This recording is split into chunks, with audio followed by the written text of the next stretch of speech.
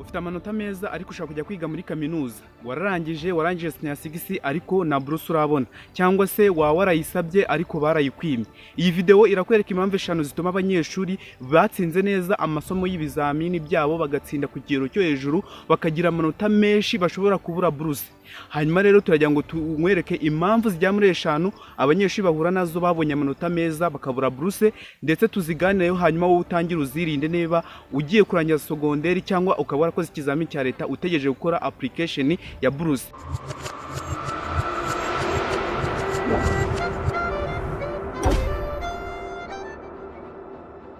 Impamvu ya mbere niyo tugiye guheraho, tugiye kureba impamvu ya mbere ariyo bita kudategura dosiye neza hakiri kare. Rero kudategura dosiye neza, ibi ngi ndakubwira transcript, ubwo ni birote zo mu wa 4 mu wa 5 mu wa 6, ndetse ngubwe n'icyitwa CV cyangwa curriculum vitae. CV ni uburyo ki igaragaza uburyo uriwe wowe nk'umunyeshuri, ibintu wahuye nabyo ku ishuri, ubushobozi ndetse na capacity ufite yo kuba wakwiga kaminuza ndetse ugatsinda ku kigero cyiza cyane. Ndetse turebe n'impamvu ya kabiri yitwa gutekereza ko amanota wagize nubwo ari menshi ahagije. Oya, ntago ariko bimeze, kuko muri kaminuza agiye gutanga kaminuza nago barebera cyane ku bwishi bw'amanota wagize mu kizamini, ahubwo hari ikintu kimwe cy'ingenzi bareberaho. Bareba ku manota wagize, kuko nirwo rufunguzo rutuma ubasha gusaba buruse bakayiguha cyangwa bakayikwima. Kureba amanota wagize, ndetse bakareba n'uburyo ki witwaye muri segonderi cyangwa muri iyo myaka 3 wize segonderi. Icyambere bashaka kureba ubushobozi bwe muri ya CV wabahaye, bakareba ese noneho uyu munyeshuri ugiye guha kaminuza afite ubuhe bumenyi mu mutwe bwatuma abasha kubana n'abandi neza. Ese yaba yari yigeze kubaho umuyobozi, nyuma muri CV hari ibindi bintu wongeramo. Buryo ya CV mwize muri segonderi ntago buri iba yuzuye. Muri video itanzabe ku buryo kibakura CV nziza kandi yaguhesha buruse. Hanyuma rero niba ushaka yuko tuzabikora uze kunyandikira muri comment umbwira ibyo ari byo, kandi niba utarakanda subscribe kanda hano subscribe ku kizamini kugira ngo ujye ubona izo update zikugeraho ku gihe, kandi sindagize umunyeshuri mu gusaba buruse ndetse n'ibindi byinshi bye bitandukanye. Hanyuma rero gutekereza yuko amanota yonyine ahagije kugira ngo ubone kaminuza, nago ibyo ngibyo ari ukuri, ni ukwibeshya cyane. Ahubwo ugomba kumenya ngo nagize amanota menshi, yego icyo ni icyambere. Hanyuma ugahita umenya ati nubwo nagize amanota menshi, none nubuhe bwenge bundi fite mu gukoresha ikoranabuhanga, muri communication, ubwo n'indimi, mu gukorera amafaranga cyangwa mu bundi buryo bwatuma umunyeshuri abasha kubaho mu buzima bwa kaminuza. Muri bya bindi wuzuza muri cya gice cya CV, ngira ngo mwarakiza segonderi kugira ngo ugaragaze ubundi bushobozi ufite, skills ufite mu kubana n'abandi. Ubwo ndavuga technology, mu gukoresha Microsoft Word, Excel, PowerPoint, mu buryo bwo gukorera amafaranga nabyo barabikonta, uburyo bwo gukominikana n'abandi, indimu uzi kuvuga neza, yego nabyo birakunda, kandi ukaba uzi gusaba na CV. Yego hari umuntu uba utazi gukora CV mu sharami, burya muri video izatambuka nimuza kubisa muri comment nzabika ukuntu wakora CV nziza ku buryo umuntu ugiye kuyisoma iyo CV yawe uzaguha kaminuza ahita avuga ati cyakoza uyu munyeshuri yabikoze neza cyane. Hanyuma reka turebe indi mpamvu ituma umunyeshuri wagize amanota menshi ashobora kubura kaminuza kandi akabura na buruse. Iyindi mpamvu ya gatatu ni ukutandika ikizwi nka motivation letter mu buryo bwiza kandi buhamye. Motivation letter ni letter wandika, ntago ari CV. Icyo cyo cyitonde, ntago motivation letter nta hantu ihuriye na CV, ahubwo motivation letter ni ibaruwa, niyo bundi niyo imeze neza. Ndakubwiza yuko kaminuza cyangwa ikintu uri gusahita bakiguha. Motivation letter mu wenda mu Kinyarwanda ni rentre wandika cyangwa ibaruwa wandika ugaragaza impamvu bakwiye kuguha icyo kintu.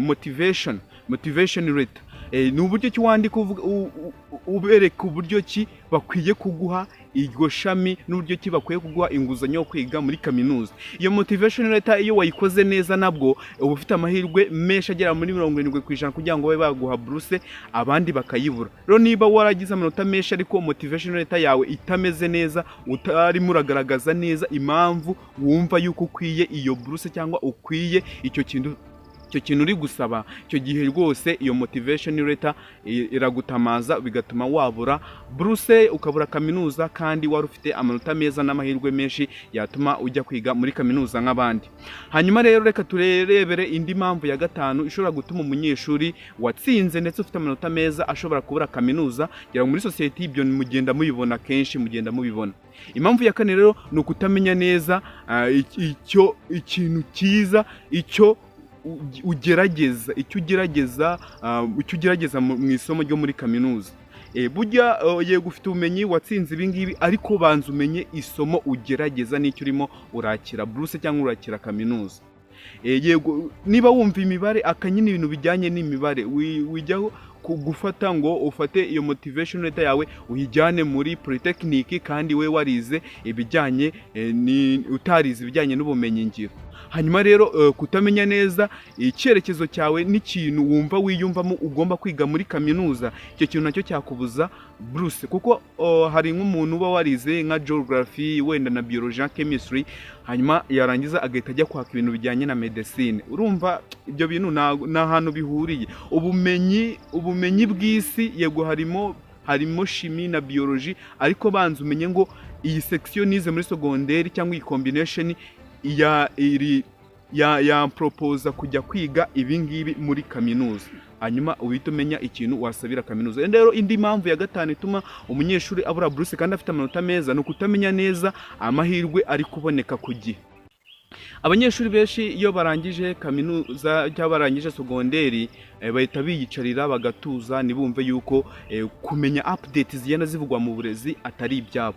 Menya yuko wowe wakanze subscribe hano ku kizamini ugafungura inzogera, ngenda kubwiza ukuri yuko buri update yose, buri mahirwe yose yo gusaba buruse, yo kugira iki, tuzabagezaho igihe ku gihe. Rero kutamenya neza amahirwe ari kuboneka muri ako kanya, hanyuma ugatangira ayo mahirwe ukayamenya ibintu byarenze, icyo nacyo kiri mu bintu bituma abanyeshuri bagize amanota menshi babura buruse kandi bitakabaye ngombwa. Rero no kugendana n'igihe kandi ukamenya na website ushobora gukurikirana umunsi ku munsi kugira ngo nibagira update bashyiraho ito umenya uburyo ki ugomba guhita wapplyinga vuba vuba.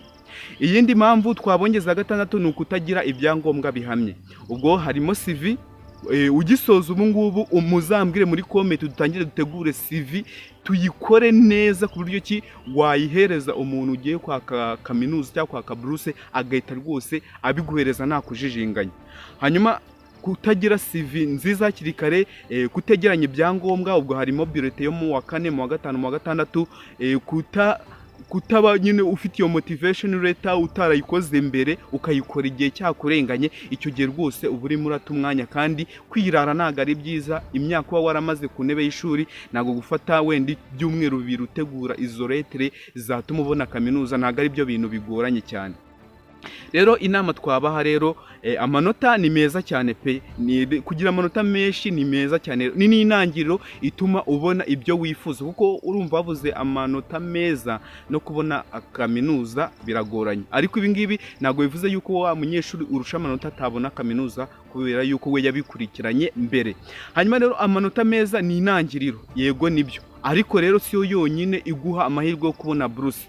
Kugira rero gahunda nziza, kwandika neza, gukoresha amahirwe ari kuboneka neza yose kandi ukagendana n'ibigezweho, nibyo byiza kugira umukandida mwiza utuma ubona ibyo ushaka kwifuza. Menya yuko igihe wamaze ku ntebe y'ishuri kirahagije, rero tangira utegura uburyo ki wakora izo lettre uko ari 3. Muraza kumbwira tuzaheraho muri comment kugira ngo nge ndushaho kugenda mbigisha uburyo ki izo lettre zitegurwa.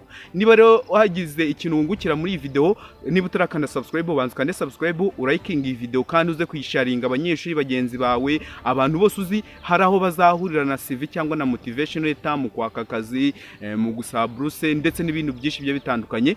Hanyuma rero muri video itaha tuzabereka ibintu byinshi bitandukanye muri buze gusaba muri comment. Nuzacikwe rero, ikintu ugomba gukora no gufungura inzogi hano ku kizamini, aho intambwe yawe y'ubuzima bwawe, amahirwe y'abanyeshuri y'abanyabwenge nkawe akugeraho ku gihe. Hanyuma rero ndagushimiye cyane niba twabanye kugeza kuri uyu munota, kandi niba wumva uba wumva iyi video rwose hari ukuntu igufashe cyangwa hari ikintu wabazaho, ujye muri komenti utubaze ikibazo cyose kandi usige igitekerezo cyawe, ko nicyo duhera dukora video izataha. Video itaha niho duhera dukora video itaha.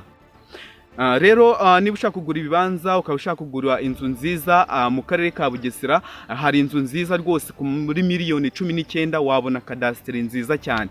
Hanyuma rero niba ushaka kugana Mitungo Deals, uze kubahamagara kuri nimero ya 07291998, hanyuma bakugezeho umutungo nawe utangire utunganirwe, kuko hoho na ahantu harambuye, hari imiturire, hameze neza. Icyo gihe rero iyo ubahamagaye urabwira ati ngiye mfite miliyoni izi ngizi, munshakira inzu yujuje ibi byangombwa byose, ukabategeka bakagenda inzu bakayikuzanira, hanyuma wayishima ukishyura neza, mugakora mutation ahantu hizewe cyane. Ndabashimiye cyane, ngiye yari Christ Mutabazi mwabanye muri video. Reka tuzahure ikindi gihe tureba ibindi bintu mwasabye muri komenti. Bye bye, ndabakunda cyane.